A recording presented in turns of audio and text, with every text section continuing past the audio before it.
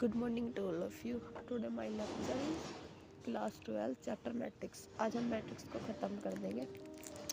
ठीक है जी। तो आपने addition of matrix, addition subtraction of matrix पढ़ लिया था। अब आते हैं आपका मल्टीप्लिकेशन ऑफ मैट्रिक्स पे।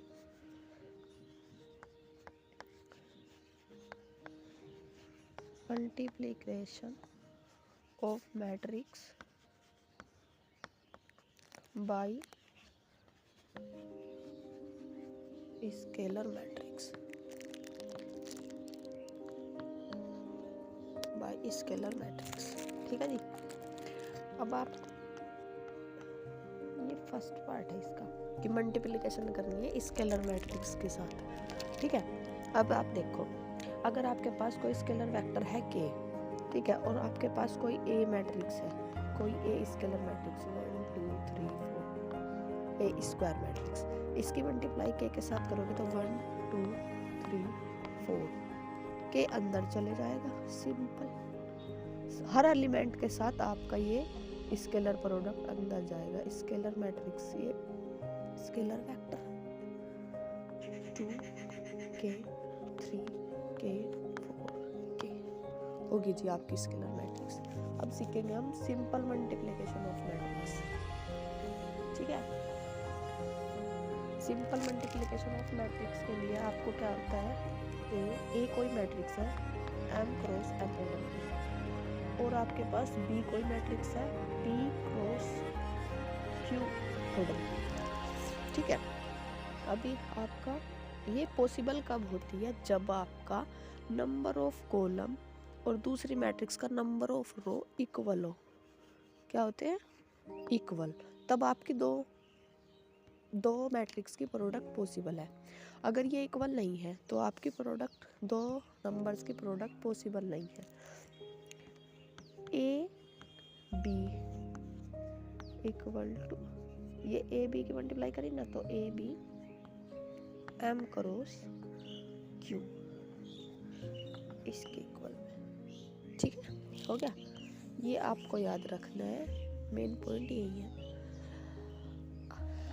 अब आप देखो इसका कोई एग्जाम्पल, पर पहले मैं आपको बता दूं कि ए बी हमेशा इक्वल नहीं हो सकते। बी ए के हमेशा इक्वल नहीं होंगे। क्यों? क्योंकि हमेशा ये इक्वल, अगर हम इसका उल्टा कर दें तो number of rose, number of column, ये तो रिवर्स हो जाएंगी ना एक दूसरे से, तो फिर ये इक्वल नहीं आने का। जब इक्वल नहीं आने का तो ये कॉम्यूटेटिव नहीं होने का। कॉम्यूटेटिव में क्या होता है, उल्टा सीधा एक जैसा। तो उल्टा सीधा एक जैसा हमेशा एक साथ नहीं होता। तो लिखो नोट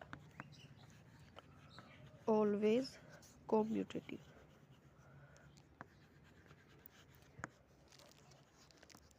नोट ऑलवेज कॉम्यूटेटिव। ठीक है। अब करते हैं कि एक एग्जाम्पल, उससे आपको अच्छे से समझ में आ जाएगी मल्टीप्लिकेशन ऑफ मैट्रिक्स। चलिए जी, आपके पास एक कोई मैट्रिक्स, आपके पास एक क्वेश्चन है 2 5 3 7। हमने कोई दो मैट्रिक्स की मल्टीप्लिकेशन ली।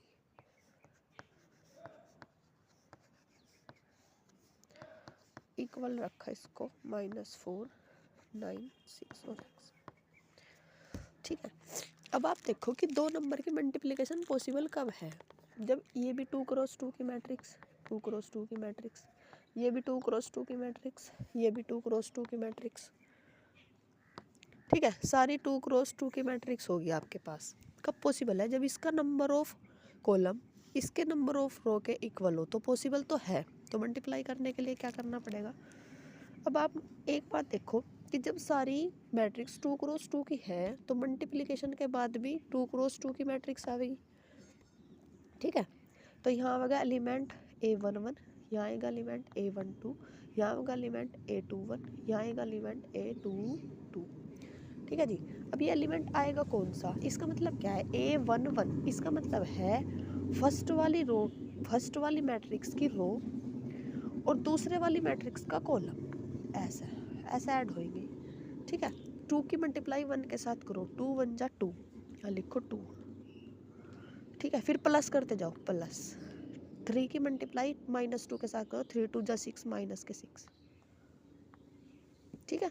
सेम इस रो की इस रो के साथ, first row second column, first row second column, first row second column. 2 की 3 के साथ करोगे, 2 3 जा 6, माइनस के 6 प्लस 3 4 जा 12। अब second row first column, second row first column, second row ये वाली 5 की मल्टीप्लाई 1 के साथ, 5 1 जा 5 प्लस 2 1 जा 2 माइनस के 2। अब देखो second row second column, second row second column, second row 5 3 जा 15, 1 4 जा 4। और ये इक्वल कौन सी मैट्रिक्स के है जो आपको सामने दिख रही है, -4 9 6 और x। ठीक है जी, ये 2 क्रॉस 2 की मैट्रिक्स होगी आपके पास। अब आप देखो माइनस प्लस माइनस, 2 - 6 कितना हुआ, -4, minus plus minus 6, minus plus minus 5 - 2 3, minus plus minus 4 15 plus -15 plus 4 -11। ये आपकी आ गई मैट्रिक्स किसके इक्वल है, -4 9 6 और x के इक्वल है। ये होगी आपकी मल्टीप्लाई। मल्टीप्लाई होने के बाद दोनों इक्वल मैट्रिक्स है, स्क्वायर मैट्रिक्स है तो इक्वल होगी, कंपैरेबल भी होगी। तो इस वाले का एलिमेंट इस वाले एलिमेंट के इक्वल, तो x के इक्वल, x की वैल्यू क्या आई ऑटोमेटिक, -11। खत्म सवाल, very simple. Matrix multiplication of matrix बहुत ज़्यादा सिंपल है। मैट्रिक्स पूरा चैप्टर ही बहुत ज़्यादा सिंपल है। अगर आपने मैट्रिक्स को अच्छे से पढ़ लिया तो आपका डिटर्मिनेंट भी बहुत अच्छा हो जाएगा। और डिटर्मिनेंट मैट्रिक्स दोनों चैप्टर आपके 10 नंबर के आते हैं एग्जाम में। और अगर आपने मैट्रिक्स ना सीखा तो डिटर्मिनेंट भी नहीं आ सकता फिर आपसे। नेक्स्ट टॉपिक आप देखो, transpose of matrix, TRANSPOZ, transpose of matrix. Transpose of matrix में क्या होता है, कुछ भी नहीं। अगर आपके पास कोई ए मैट्रिक्स है 1 2 3 4, तो ट्रांसपोज का सिंबल तो ये होता है, ये ऊपर ऐसे, ठीक है, या फिर टी लिख लो, या तो टी लिख लो, ये सिंपल ऐसे कर लो, ऐसे, ठीक है। इसका मतलब होता है interchange of row and column. Row को कॉलम में इंटरचेंज कर दो, कॉलम को रो में इंटरचेंज कर दो, बस इतनी सी डेफिनेशन है, इतना सा याद रखना है, इसके अलावा कुछ आपको याद नहीं रखना। तो इसकी रो कौन सी है 1 2, इसको कॉलम में चेंज कर दो 1 2, रो कौन सा 3 4, कॉलम में चेंज करो 3 4, हो गया जो ट्रांसपोज, खत्म। अब आती है प्रॉपर्टीज ऑफ ट्रांसपोज। ट्रांसपोज की property,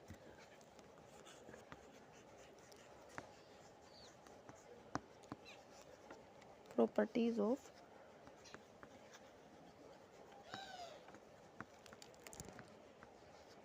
transpose, transpose of matrix.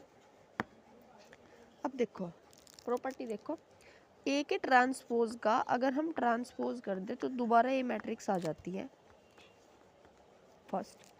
Second, ए को बी के साथ प्लस करे या माइनस करे, प्लस और माइनस करने के बाद दोनों का ट्रांसपोज कर दे तो ए के ट्रांसपोज प्लस या माइनस बी के ट्रांसपोज के इक्वल आती है, ठीक है जी।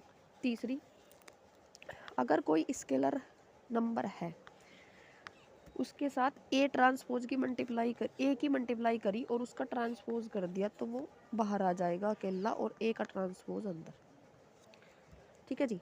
अगर चौथी प्रॉपर्टी, ए बी का दोनों का प्रोडक्ट करने के बाद आपने ट्रांसपोज कर दिया तो उल्टा हो जाएगा, बी का ट्रांसपोज पहले ए का ट्रांसपोज बाद, ठीक है। ये होगी कॉम्पिटेटिव, मतलब यहाँ से कॉम्पिटेटिव नहीं हुई, मल्टीप्लाई करने के बाद अंदर जाएगी तो ऐसे नहीं करना ए की टी बी की टी, वो कभी कभी पॉसिबल होएगा, बी की power B transpose A transpose ऐसा होएगा, ठीक है जी।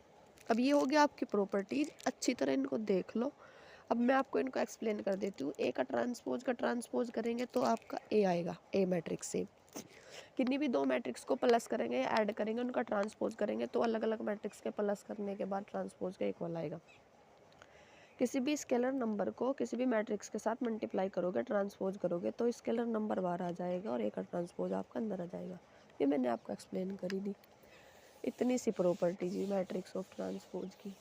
अगला टॉपिक आप देखियो, बहुत इंपॉर्टेंट है, सारे क्वेश्चन इसी के ऊपर बनने। ये अगले जो दो टॉपिक है, सिमेट्रिक मैट्रिक्स और स्क्यू सिमेट्रिक मैट्रिक्स, इनसे इम्पोर्टेंट नहीं है जी कुछ भी। अगर आपने इन पे कमांड अपनी बना ली तो मैट्रिक्स पे किला फतेह कर लिया, ये सोच लियो बस। देखो जी, symmetric matrix, symmetric matrix, symmetric matrix आपका क्या होता है, ए का ट्रांसपोज ए के इक्वल होता है, ये हो गया सिमेट्रिक मैट्रिक्स। अब आओ स्क्यू सिमेट्रिक मैट्रिक्स पे। स्क्यू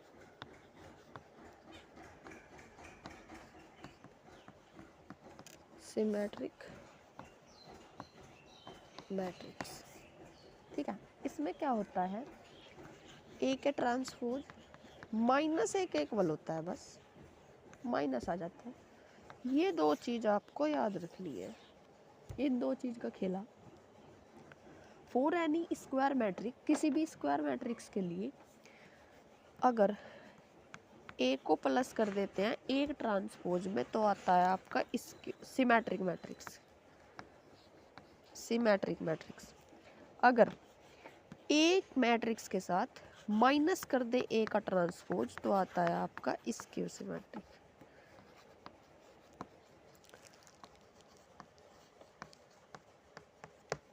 ठीक है जी। अब हम लगाएंगे इसके क्वेश्चंस लगाने के बाद आपको होता है और ज़्यादा क्लियर, क्योंकि बिना क्वेश्चंस के थ्योरम्स पढ़ ले याद नहीं रहती। जितने ज़्यादा क्वेश्चंस लगाओगे उतने ज़्यादा थ्योरम्स आपको याद होएंगी, उतने ज़्यादा कॉन्सेप्ट क्लियर होएंगे आपके।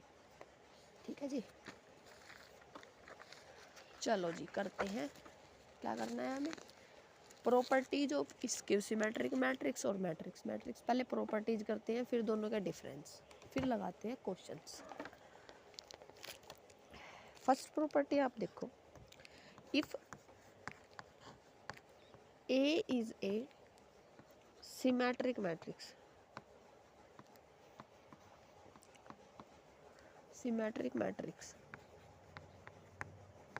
दी K A is a also symmetric matrix।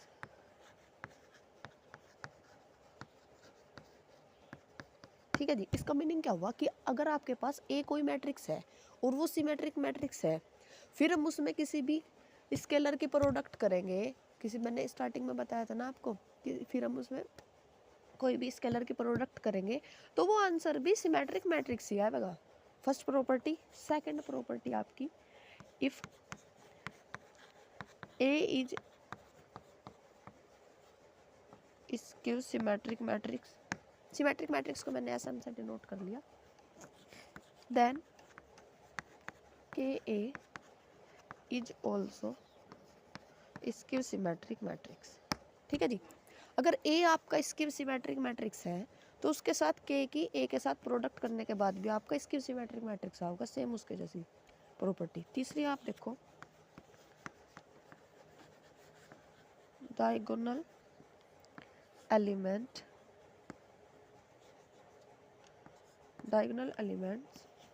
Of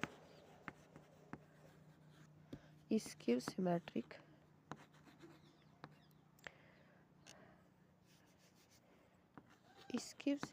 matrix all also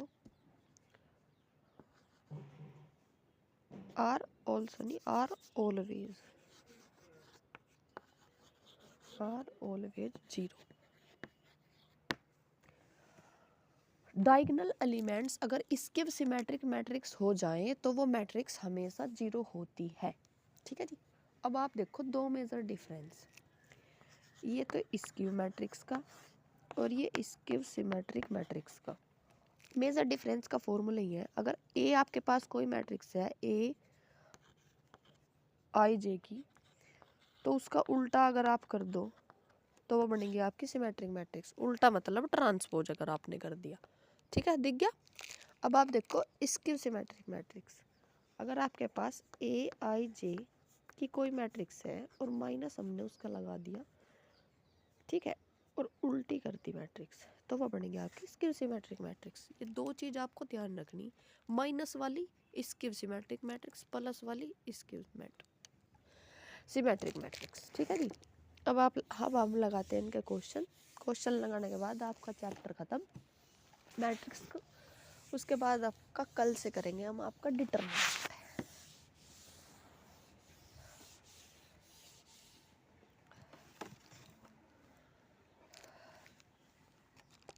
theorem आ गई, उससे पहले एक थ्योरम करते हैं इसकी सिमेट्रिक मैट्रिक्स की, उसके बाद लगाते हैं एग्जांपल। थ्योरम देखो बहुत इंपॉर्टेंट थ्योरम है।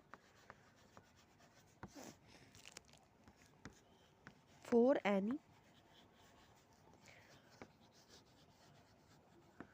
एनी स्क्वायर मैट्रिक्स ए कोई स्क्वायर मैट्रिक्स है, ये आपको निकालना।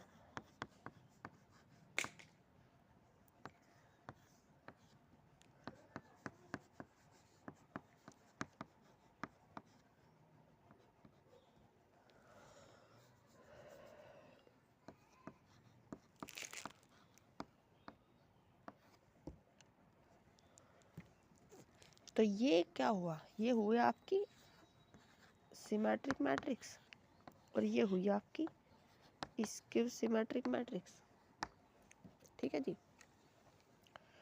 अब इस थ्योरम को अप्लाई करके हम आपको क्वेश्चन समझाएंगे। यह थ्योरम आपको याद रखनी है, बहुत important theorem, very important theorem.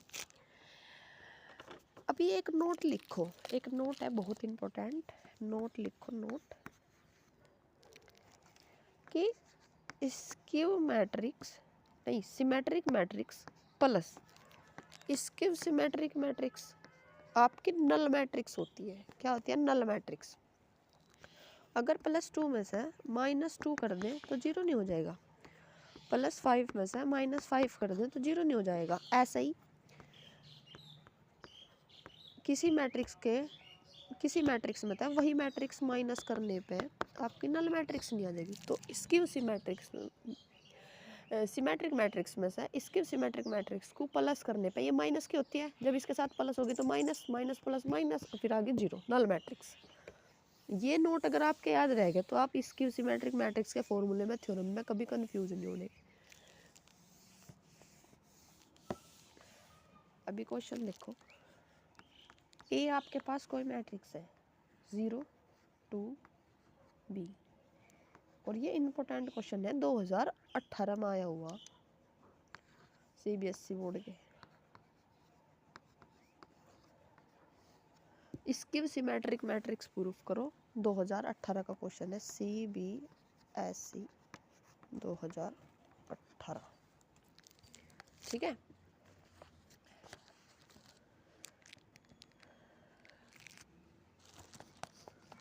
Skew symmetric proof करने के लिए क्या करना पड़ेगा? A - A ट्रांसपोज करना पड़ेगा आपको, 1/2 A - A transpose. A matrix है, A का ट्रांसपोज निकाल लो, रो को कॉलम में चेंज करो, कॉलम को रो में।